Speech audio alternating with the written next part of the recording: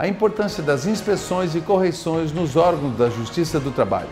O que é preciso para melhorar ainda mais a efetividade no processo trabalhista?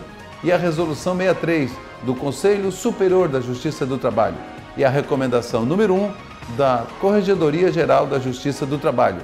Sobre esses assuntos, eu vou conversar com o ministro Ives Gandra Martins Filho, Corregedor-Geral da Justiça do Trabalho, agora no Justiça e Cidadania.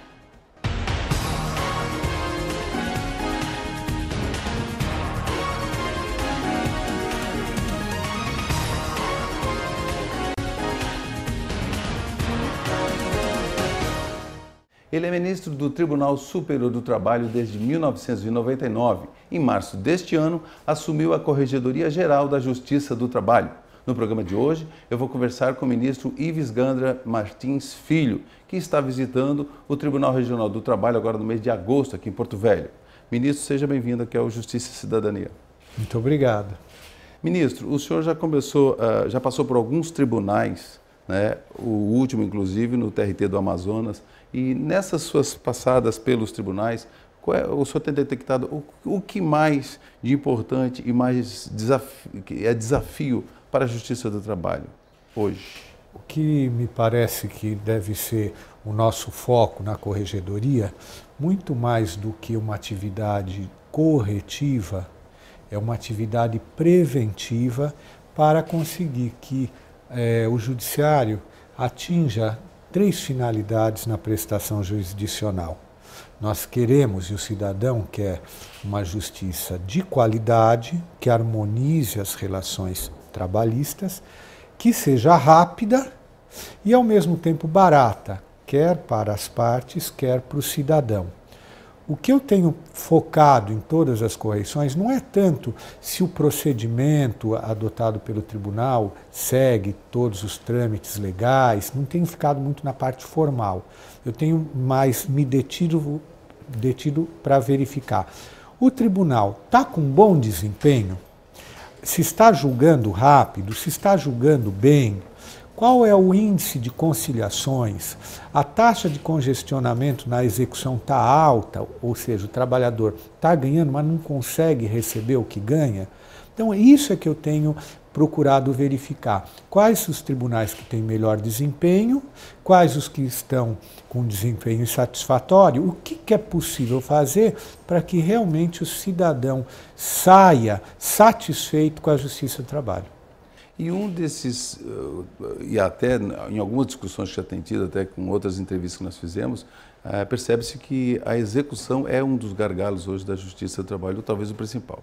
Como que o senhor vê essa questão da execução e quais os mecanismos que poderiam ser adotados para dar maior efetividade? Execução junto com o TST são os 2 maiores gargalos hoje da Justiça do Trabalho. Ou seja, se o cidadão, depois de perder na segunda instância, no tribunal, decide recorrer para o TST, pode ser que ele fique 4, 5, até 10 anos esperando para ter um julgamento, porque o TST realmente está atolado de processos e é necessário que seja feita uma racionalização, uma seleção dos recursos que vão ser efetivamente julgados, porque o Tribunal Superior do Trabalho só tem que dar o conteúdo da lei, o que a lei está dizendo. Ele não tem que julgar caso a caso, basta pegar um caso para resolver e dar o conteúdo normativo de cada dispositivo de lei. Agora, não adianta nada, depois de levar 10 anos aqui para uma decisão do TST, e depois você não consegue receber o dinheiro, porque se a decisão, por um lado, é ultra protetiva do trabalhador, pode ser que a empresa se sinta injustiçada e vá resistir na hora de pagar. Ou então, nós temos uma outra dificuldade, que é algumas empresas, exatamente na área de terceirização, que somem do mapa. Simplesmente a empresa desaparece, vem outra substituir, mas o trabalhador deixa de receber. E aí algumas regiões têm adotado sistemas interessantes de pesquisa, de investigação patrimonial, para descobrir para onde migrou esse dinheiro, para onde migrou esse patrimônio dessa empresa que agora sumiu.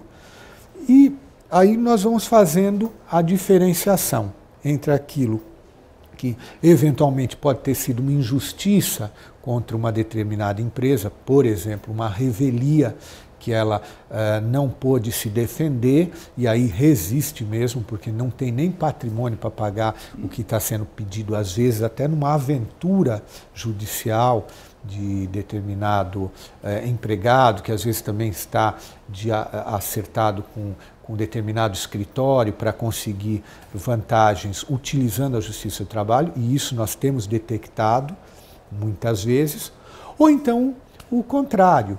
Exatamente se verifica como empresas somem do mapa e aí você fica realmente tendo que fazer uma investigação que o juiz não consegue fazer, o juiz isolado.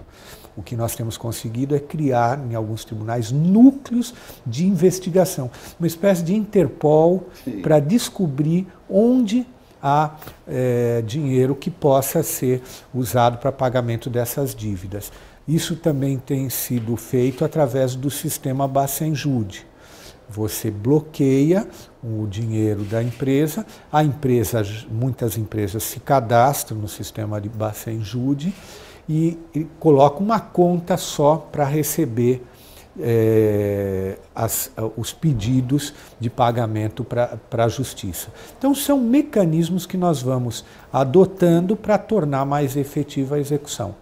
Na 14ª, na região, agora com essas duas grandes obras, que são as usinas aqui de Santo Antônio e Jirau, então tem muitas empresas nesse sentido, né? Que as empresas contratam, terceirizam e às vezes o próprio trabalhador fica realmente no prejuízo, né? Então, com relação a essa questão da terceirização, o senhor vê como um dos problemas sérios com relação à Justiça do Trabalho? Eu digo especialmente quando a gente fala especialmente dos trabalhadores que já estão expostos também a acidentes de trabalho e ainda mais com os problemas das terceirizações, que realmente, como o senhor falou, acabam sumindo do mapa e sobra o trabalhador.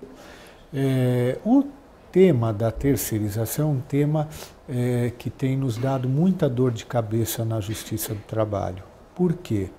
Porque a terceirização é um fenômeno que não tem mais volta, num caminho sem retorno. Ou seja, é irreversível, não adianta nós queremos voltar para as chamadas empresas verticalizadas, que a empresa tem tudo, porque o mundo é muito dinâmico. Agora, nós precisamos urgentemente de uma legislação específica para regular o tema da prestação de serviços, o tema da locação de mão de obra, da terceirização. Por quê?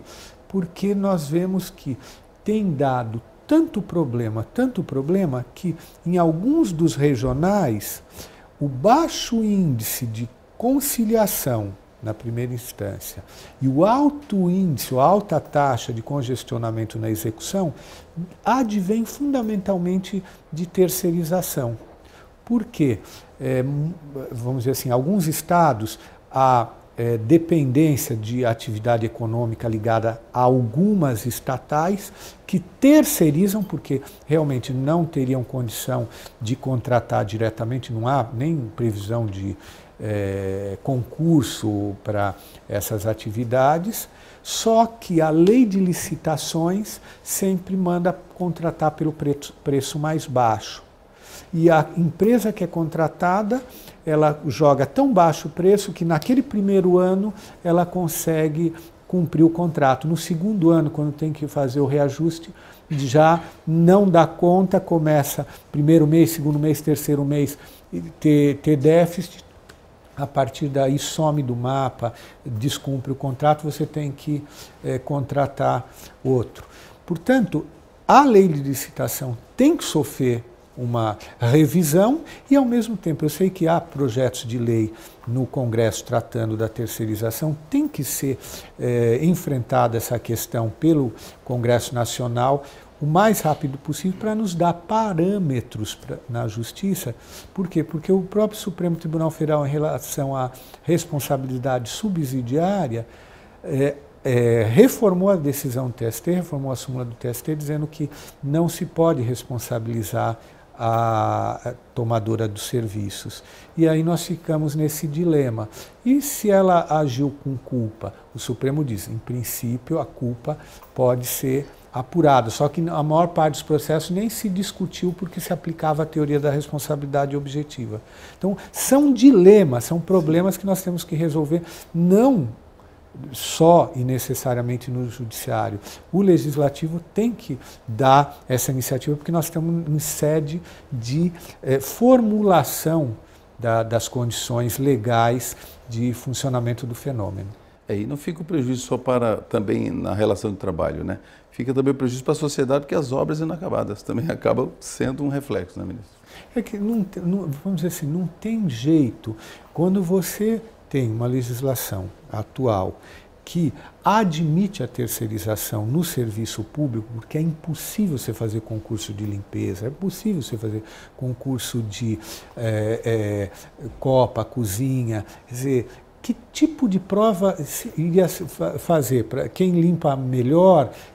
Ao mesmo tempo, se você faz uma prova de conhecimentos de nível de escolaridade mais elevado, passa quem não vai ser o mais apto para fazer aquele serviço. Então, são dilemas que precisam ser resolvidos pelo legislador. Ministro, nós vamos a um breve intervalo e a gente volta já já. Estou conversando com o ministro Corregedor-Geral da Justiça do Trabalho, ministro Ives Gandra Martins Filho. A gente volta já já.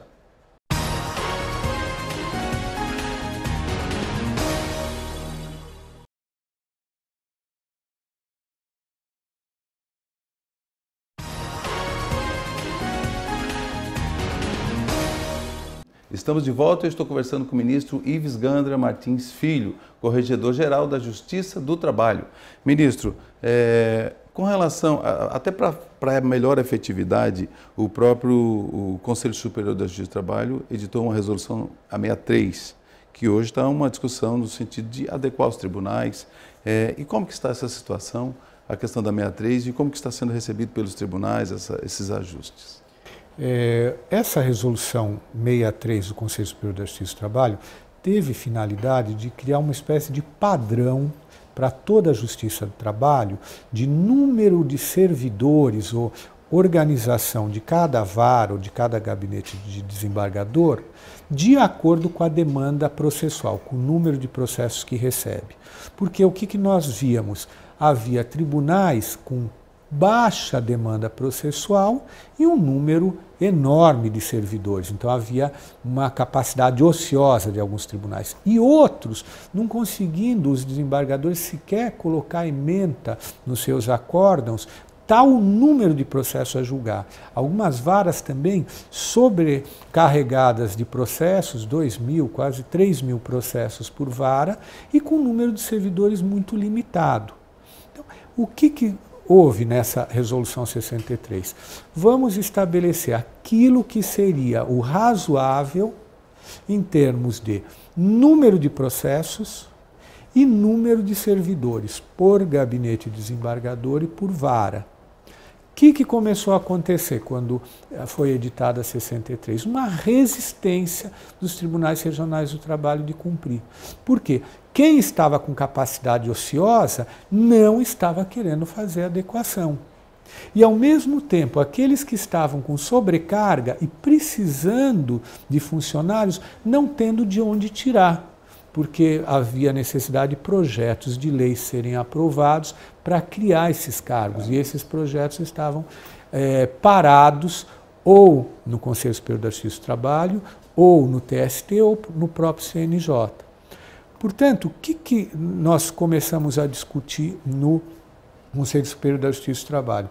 Vamos reformular a 63 de tal forma que consigamos, por um lado, que os tribunais façam a adequação de forma menos traumática, reconhecendo que em alguns pontos houve um certo excesso, mas, por outro lado, em outros nós temos que aumentar a demanda, o nível de demanda para se criar uma nova vara, para se criar mais cargos de servidores, porque o Conselho Nacional da Justiça, o Conselho Nacional de Justiça, ele, às vezes, comparando a Justiça do Trabalho com outros ramos do Judiciário, acha que nós estamos muito bem aquinhoados. Só que eles esquecem do seguinte, que a Justiça do Trabalho é indubitavelmente a mais célere, a mais rápida. E nós não podemos adotar como padrão de eficiência o padrão de outras justiças que atuam de forma muito mais lenta. Então, vamos dizer, nós vamos querer adotar um padrão que leve à lentidão ou que continue mantendo a eficiência? Nivelar por cima ou por baixo? Nivelar por baixo. Ministro, e os tribunais, eu digo os tribunais que estão na Amazônia, vivem uma realidade diferenciada dos outros, né? Porque distribuir justiça na Amazônia, ela chegar lá em Santa Rosa do Purus, que é de pequeno barco, pequena embarcação. Então, quer dizer, essa questão, a necessidade também de um olhar, né, da Justiça do Trabalho como um todo, nesse sentido. E o Tribunal Superior do Trabalho, tanto a Corregedoria Geral, editou uma recomendação, né, uma recomendação número 1, com relação até para provocar uma melhor efetividade sobre a questão de processo, de abertura, né, de processo disciplinar contra magistrados. Como que o senhor vê a necessidade disso e também os reflexos disso na efetividade? Então veja o que ocorreu com a edição dessa recomendação número 1 deste ano da Corregedoria Geral da Justiça do Trabalho. Nós, visitando alguns TRTs de maior demanda processual, percebemos que os juízes não estavam conseguindo, com esse volume de trabalho, cumprir o prazo legal de sentenciar. O prazo é exíguo, 10 dias após o encerramento da instrução, quando está concluído o processo para o juiz, e tinha juízes com 30 dias, 40 dias, 50 dias, 60 dias, e não conseguindo pelo volume de processo. A recomendação anterior do meu antecessor era que não se abrisse um PAD, ou não se abrisse algum processo, antes de se completarem 30 dias, ou melhor, 20 dias depois do excesso de prazo. Terminou o prazo de 10 dias, mais 20. Antes disso, para dar uma certa margem de respiração para o magistrado. Pois bem, verificando que realmente a sobrecarga era muito grande, eu dilatei esse prazo para mais 20 dias. Então, 50 dias depois do prazo, 50 dias depois de estarem concluídos os autos, o juiz tem que sentenciar. O que foi a recomendação? Não é que se abra imediatamente o PAD, é saber imediatamente depois dos 50 dias, passou o prazo de tolerância, o corregedor regional manda um pedido de informação, abre algum procedimento, querendo saber por que esse processo está atrasado. Se houver uma justificativa razoável, não se abre qualquer procedimento. Agora, o que não se admite é um atraso reiterado, crônico, de alguns magistrados que nós detectamos em alguns regionais. Tanto que eu dizia, em muitas dessas reuniões com juízes de primeira instância e com corregedores regionais, que se por um lado eu cobro, porque a sociedade nos cobra o cumprimento de prazos ou dentro de um limite de tolerância, por outro, eu faço tudo de minha parte, tanto perante o Tribunal Superior do Trabalho quanto perante o Conselho Superior da Justiça do Trabalho, para dar ao juiz de primeira instância os meios em relação aos fins que eu cobro. Porque quem cobra os fins tem que dar os meios. E um dos meios que eu tenho propugnado para que se forneça a todos os juízes, principalmente os substitutos, é que não haja nenhum juiz do trabalho no Brasil sem pelo menos um assessor jurídico formado por ele, orientado por ele, que saiba redigir e colaborar com o seu trabalho, mas que realmente seja uma ajuda fundamental, porque pela demanda, pela quantidade de processos, hoje o juiz não pode ficar isolado sem esse apoio de assessoria. Muito bem, ministro, nós vamos mais um intervalo. Vamos para esse intervalo. Eu estou conversando com o ministro Ives Gandra Martins Filho, Corregedor-Geral da Justiça do Trabalho. A gente volta já já.